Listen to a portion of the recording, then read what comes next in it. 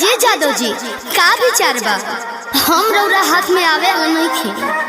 जाने हम बारूद हैं बारूद, हमें छूने की कोशिश करोगे तो जल जाओगे।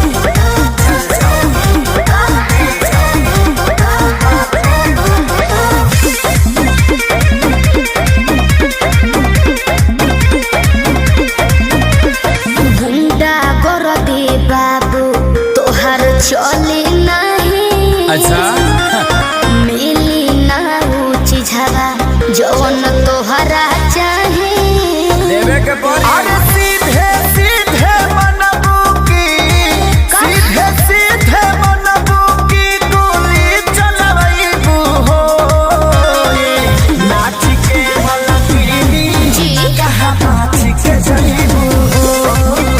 कहियो ना कहियो जानो जिसके छाछी मयईबू हो। नाच के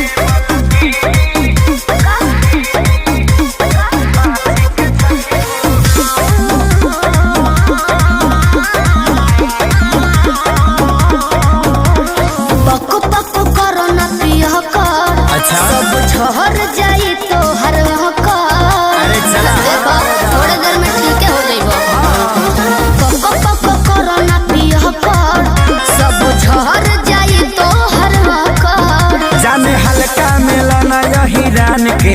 अच्छा। आज रात भना चाहब तो है बांध के। अयो दादा